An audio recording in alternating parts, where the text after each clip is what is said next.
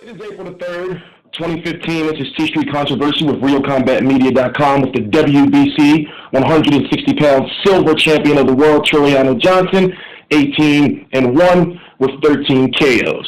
How you doing today, sir? Hey, I'm blessed right here, man. Pleased to be on the show. Good. So there's a lot of questions that fans are asking, especially when it comes to the WBC situation. As I said earlier in the video, you are right now the WBC silver champion at 160 pounds, which makes you the mandatory for the 160-pound middleweight title, which is currently held by Miguel Cotto. Now, you won the WBC silver at the January 9th event, 2015, against Alex Duran, and that was the Rock Nation card. But there's so much to talk about, so we're going to wait a little later in the video. And right now, since it's basically 1 year in a few hours, 1 year since you took your first defeat, your controversial 10th round KO against TKO against Curtis Stevens. A lot of fans, now we've seen the post-fight interviews, the fans have seen the fight, and you have a large amount of support, and many fans feel that it was a premature stoppage. Now, at first, when I watched the fight the first time, I'll be honest with you, I said, well, you should have grabbed and held. But then, after watching the fight again, 3 times in the last 24 hours, I noticed that when you got up, you were completely alert. So in my opinion, that's making me think, well, the referee should have seen this. So, can you, now I know you probably talked about it many other times before, but can you, go back to a year ago today and go back to that 10th round and just pretty much talk to the fans about that? No problem, man, and thanks for allowing me to close this out. A year ago, tomorrow actually, would be the anniversary of my very first loss, and came to a fight against Curtis Stevens, not at the hand, but to the fight against Curtis Stevens. I lost the fight to a referee, to Rosado.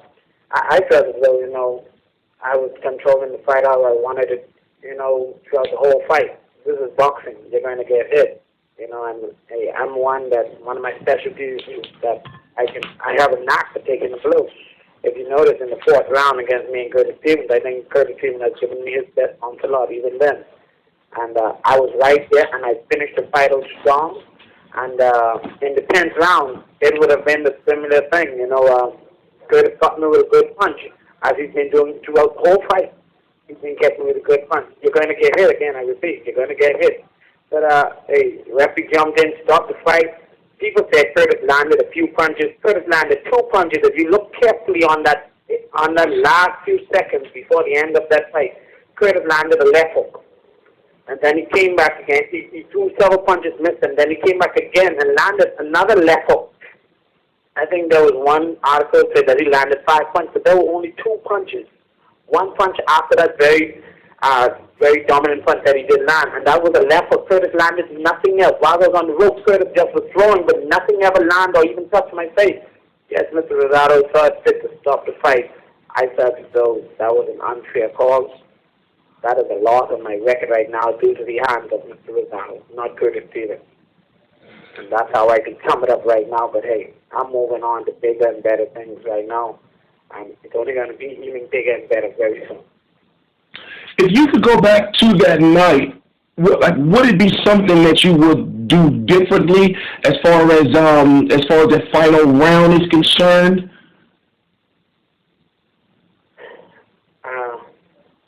It's my nature. It's my nature to fight. So if you're going to ask me if I was going to go run around and all that sort of stuff, I tried that in one of my last fights when I fought Gavonsky.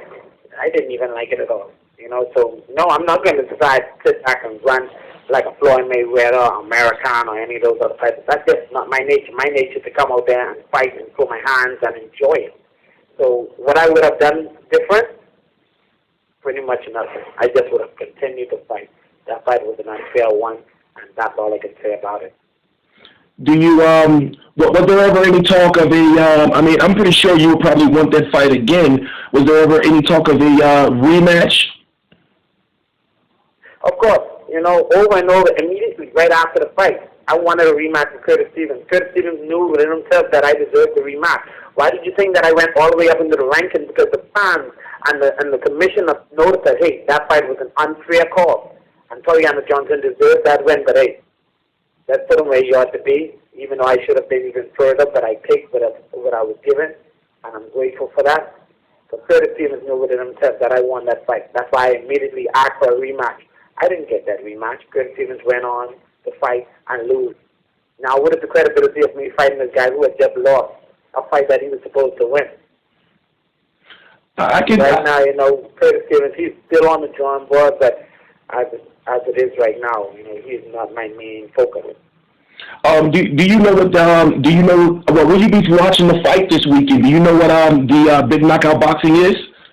That he'll be. Yeah, I know what big knockout boxing is, and I'm a fan of it. Mm-hmm. I'm a fan of big knockout boxing. It's all action, and that's what Tureano is. I'm an all action fighter as well as an all action fan.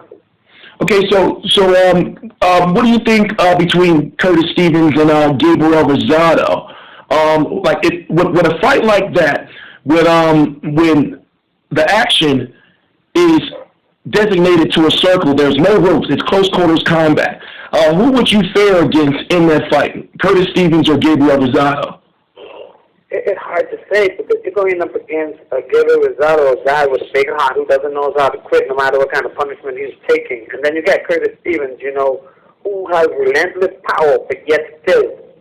I give Rosado a bit of an edge at some point for his heart, but then Curtis Stevens, if he is the right fighter that day to let his hands go and to be busy, I believe Curtis could take the fight.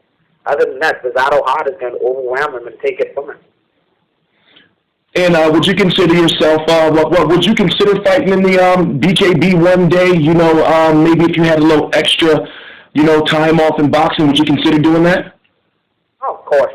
Of course. I think BKB is a good implementation to the combat sport right now, you know. Unlike the MMA sport, you know, where you're able to use your hands and elbows and so on. The BKB is a boxing match and more, it's more uniform as far as, you know, you don't have to focus on so much other things. You know, these guys are actually fighting, but yet now, different from boxing, they can't run. They're going to stand up and fight like you're in a bar room. You know, you get to watch a real bar room fight, you know, that is strictly fighting, you know, and that's me. That's me. I love it. I love it. No ropes. You can't hide. We're going to do it. You know, the battle of the fittest. Who's the fittest going to survive in state? And it just most likely will end in a knockout. That's something I enjoy, and I look forward to seeing this coming match. And maybe one day, very soon in the future, you will see me in that ring. Okay, now it's time to get on to the nitty-gritty stuff. Now, since your defeat, just about actually hours from being a year ago to Curtis Stevens, you've won 4 straight fights. And in your last fight, which was on the Rock Nation card, you won the WBC silver middleweight title, and that was actually handed to you by the WBC president, Mauricio Sulaiman, if I'm correct, right? Yes. So, also, did you capture the WBA international belt, something like that? Also, I got the WBA international belt, and previous to all of those 2 belts, I was able to obtain the continental title fighting Michael Wonsky in Seattle, Washington. Okay, so now the question is floating around, who is Miguel Cotto going to fight? Now, we're hearing Jorge Sebastian Heiland. We're hearing that name a lot. And the recent news, or the recent rumor is allegedly HBO will not broadcast that fight unless Miguel Cotto fights Canelo as a part of the deal. But my question to you is, with you being the WBC silver, okay, well, let me explain to the fans who don't understand. Now, the WBC, the green belt, is the most prestigious belt in boxing today. Okay. You have the WBC, and then under that, you may have the WBC interim in some divisions, as in the WBC silver. So let's just focus on the WBC at 160 pounds. You have Miguel Cotto, who's the WBC 160-pound recognized Ring Magazine lineal champion. You have Gennady Gennadievich Golovkin, who's the WBC interim WBA Super World, you know, and the IDL, if you want to count that. And then you have Tureano Johnson, who's the WBC silver, and then under him you have Jorge Sebastian Heiland. Now, to put that into perspective, Deontay Wilder defeated Malik Scott for the WBC silver in March of 2014. When he won that belt, that made him the mandatory for Bermane Stiverne, the winner of Bermane Stiverne versus Chris Arreola. So when you go to 175 pounds, right now, Sergey Kovalev has that WBC silver, which makes him the mandatory right now for Adonis Stevenson. That purse bid for the winner of Adonis Stevenson versus Saki Obika is on April the 17th for Sergey Kovalev versus Adonis Stevenson. Now I'm going to go down another division. In the 168-pound division, you have Anthony the Dog Durrell, who's the WBC champion at 168 pounds. And then you have George Groves, who I'm a big fan of, defeated Christopher Labras in September of 2014, and he's the WBC silver. Anthony Durrell will be facing Badu Jack as his voluntary April the 24th, if I'm correct. And then he has 90 days after that to fight George Groves.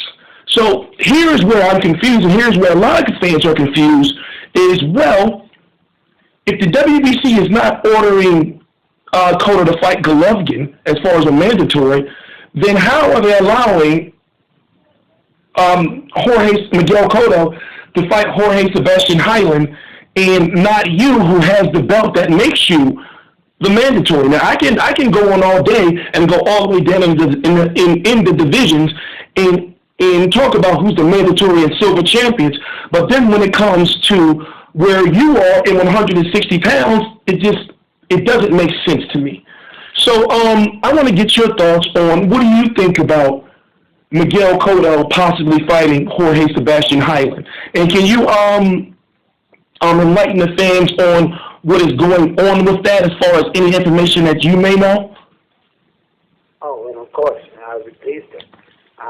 In fact, right now you have enlightened me on so much. We've been dealing with, the silver belt, the interim titles, and the lineal title. I said, wow, I wonder why when I go up online and I looked at the WBC and I see Miguel Cotto, Gennady Golovkin, Jorge Sebastian, and then there's Tureano Johnson, who is number 2 after Jorge Sebastian, but Jorge Sebastian does not hold a WBC silver belt or any WBC belt whatsoever.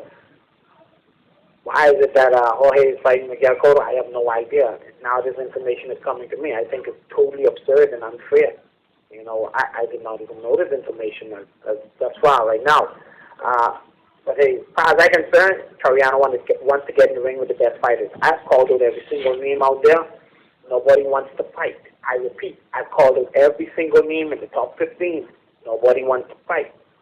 Call it every name. Say, okay, let's quash all of this. If Jorge gets the opportunity over Tureano Johnson to fight Miguel Cotto, I'm not hating, but guess what? I hate every boxer in the world. I don't care whether you're 2 pounds or 2,000 pounds. I'm a boxer, you're a boxer, we got a problem. That's it. And Jorge Sebastian getting the opportunity to fight Miguel Cotto over me is similar to Willie Monroe getting to fight Triple G over me. I think, hold on now, this stuff got to stop somewhere. And I feel as though I am more recognized, and I hold a title that ensures that I get to fight, a champion. Why am I not given this opportunity? Risking for sure. I get to fight Miguel Cotto. He knows what the outcome is going to be. Likewise, if I fight Gennady Golovkin, they all know what the outcome would be. So why am I not getting the opportunity to fight these guys? I think it's unfair and absurd. Right now we're talking with Gary Shaw. And Gary Shaw himself, he's giving me a few details I really can't put out there so hard right now, but he's trying his best to make this fight happen, even with me and Sebastian Heiland. And that's a fight that I'm looking forward to, and I can guarantee and the fans would enjoy it, because Sebastian he's a busy guy, and so am I. I'm just going to be landing the heavier blows. So when it comes to Golovkin versus Willie Monroe, have you had any interactions with Willie Monroe? Have you tried to make a fight with Willie Monroe, or? Well, it's not hard to figure out the nature of Willie Monroe when you look at his boxing style. His boxing style is one that runs. So when we make that offer to Willie Monroe, he did what he's good at doing, running. And we had made that offer to Willie Monroe, and it doesn't appear that Willie Monroe wanted to fight. But hey, Willie Monroe will be history come May 16. Right now, we are looking for bigger and better things. I want a Triple G, a Miguel Cotto, or George Sebastian Heiland. These are the three fights that I'm interested in right now at this moment, and I can show you that each one of those fights are explosive fights. I will make sure that they are explosive fights. And the 160-pound division, that's your home, because I've seen that you fought above 160 pounds multiple times. But as far as long term, I mean, of course you're the WBC champion, so that means you're pursuing the world title in that division. But do you see 160 being a home for you permanently? And how are you feeling fighting at 160? Well, they have boxers who were before me who had set the podium for us now. Floyd Mayweather and Manny Pacquiao, who was able to fluctuate in between weight class, move up and move down, and I think that's a good idea. If you want to make dollars, you got to make sense. And for sure, Floyd, being able to move up and down in the weight, was able to manipulate the system like that, and I see myself doing likewise. Maybe, hopefully we're trying our best to get down to 154 to the junior middleweight, and definitely I would love to get up to fight one of my idol fighters, Andre Ward, at 168. Because, I'm looking forward to moving up and down in my weight as soon as I'm able to establish myself here at 160 pounds where I'm naturally at. So, do you have any, if not Jorge Heiland, it's looking like maybe if that fight was to happen, that will be announced within the next couple of weeks, because Cotto wants to have that fight in June. But if Cotto does fight Heiland, would you possibly take a fight in between and maybe go after Golovkin? Because I think we talked about it before. If Cotto was to vacate the 160-pound title after he fights Heiland or whatever the case may be, according to the WBC, it's supposed to be, if Cotto vacates, it's supposed to be Golovkin versus Tureano Johnson, the interim versus the silver champion for the vacated belt. So I guess what I'm asking you is, you have a very prestigious title. You're in a good place. You're guaranteed a title shot within a year. So what I'm asking is there anyone you or Gary Shaw are looking at as far as maybe a potential opponent? Maybe a stay busy fight until this Cotto Heiland Golovkin thing sorts itself out. Yes, and then we have spoken about this. We have talked about this, and it's so difficult. You have guys like Sergio Mora, Peter Quillen, and all these other guys, and unfortunately, they're under the protected Al Heiland. A very good promoter, a very good advisor, manager, or whatever they may call him. He is good at his job as far as protecting his fighters. It's difficult for me to get fights. It's very difficult, especially fighting fighters in the top 15. We just may have to look outside of that block. Definitely we want to stay busy. We're going to find a fight, but definitely Tureano is going to be fighting. But hey, I don't know, maybe the fans can put a name out there and inspire that person to want to get in the ring with Tureano Johnson. So it is true. You do want Miguel Cotto. No doubt, without a doubt. I want Miguel Cotto last week, yesterday. I want him right now. And maybe Gennady Golovkin. We put ourselves, in fact, they sent us an offer, and we were approved by HBO. That really Monroe just writing some stuff. We were approved by HBO, just that Gennady Golovkin saw it fit him, and the team saw it fit to go with a more less riskier opponent, such as Willie Monroe. A guy can kill a fly, so they decided to go with him. Tureano Johnson could be very destructive. So hey, who are you going to choose, Tureano or William? They decided to go with Willie Monroe. So wow, I think we actually cleared up a lot. So with Gary Shaw, are you currently pursuing for the WBC to force you versus Heiland before Cotto actually gets him? Well, that's the whole primary objective at this point. That's the number one focus. the main thing is to get an opportunity to fight. Which, I mean, I'm deserving of it. You know, I do hold the WBC silver belt. I'm deserving of it. That's what Gary Shaw is pushing for. But apparently it does look like Miguel Cotto has a stipulation. Also, you know, he has his ways of being able to choose whoever he wants. He's the lineal champion. So I guess when you're a lineal champion, you can sort of act like a Cinderella or a little Barbie and be cute about it and take your time in choosing. So I guess he can do that. But I feel as though I'm the one deserving of the opportunity to fight for the WBC title. And if anybody should fight for it, it should be me. And you stated a strong case, and as we talked about earlier, is that you have the belt, and I've been really confused by that, and a lot of fans have been confused on, well, if Tureano Johnson is the WBC silver champion, then why is Cotto looking at Heiland and not him? And this is the word I'm getting from social media, is that Cotto, you're too much of a risk for Cotto. You're a big, strong, natural middleweight, and Cotto doesn't want to take that risk. Whereas in Jorge Heiland, he doesn't weigh in any more than about 158 pounds, so he's a smaller, and Cotto sees as a less riskier guy. Whereas then you'll be right there in Cotto's face. Well, there you have it. You said it yourself, of course. You know, Tureano isn't just going to be in his face. I mean, look what Margarito did to him. Now that you made that point as far as the weight class, and no wonder why when they asked, you know, what do you think about making 155 pounds? I told them, why am I making 155 pounds? Oh, to fight for the 160-pound world title. I was like, that make any sense? See, there you go. It didn't make any sense to me, but they never came back to me with any offers. That was all that they asked, if I could make 155. Why? I'd make 155 if I'm fighting for 154 world title. But I'm 160-pound world title. That's what I'm going to make, 160 pounds.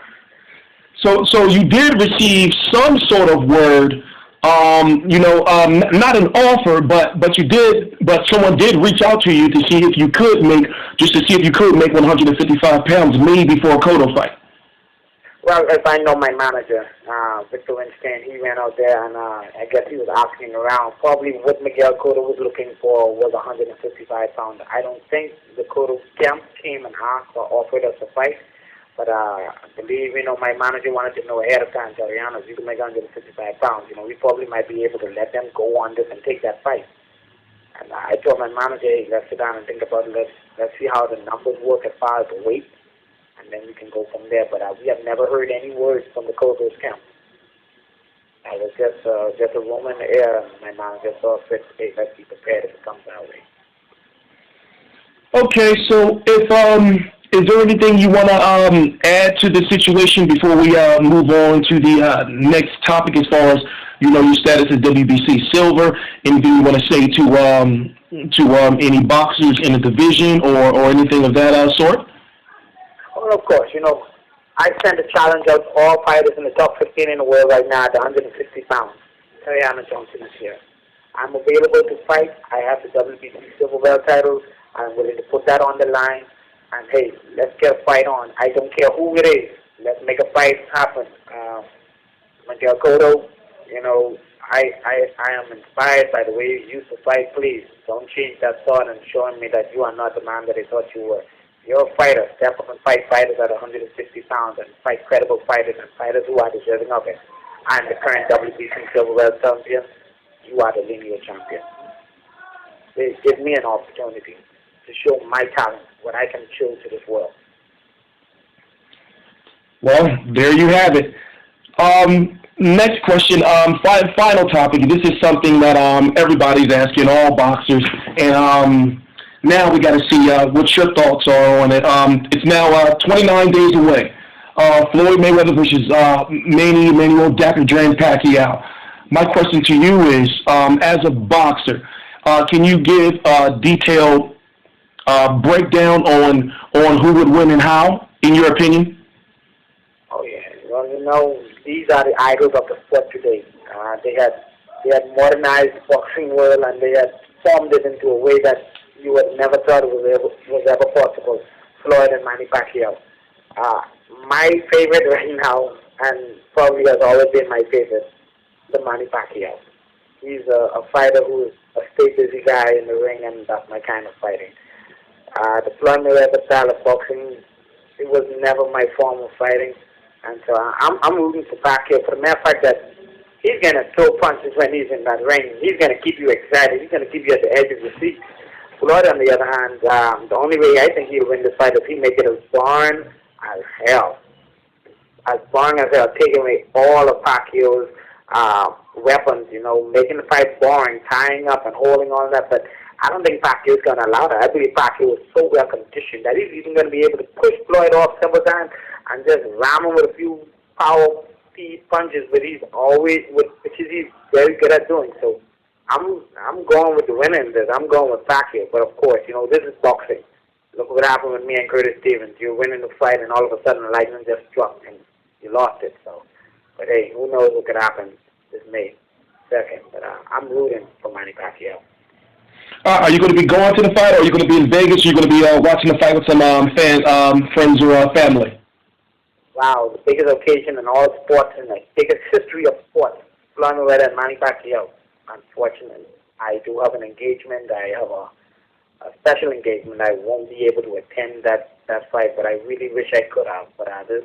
Oh, I know you're going to be watching somewhere, though, aren't you? Oh, yeah, of course. Hey, even if I got to try to go to somebody's house during that time, sneak out at a meeting and deal with that, yes. But I would love to be there. I think this is the most anticipated action-packed sport event ever in history of all sports. It's well deserving to be watched. And I'm going to make it my business to try to get out and at least glimpse a round or two, if it does go that long. All right, there you have it. Tureano Johnson, WBC silver champion at 160 pounds. He wants his deserving shot at either Miguel Cotto or Gennady Golovkin. This is T Street Controversy with RealCombatMedia.com. Please subscribe.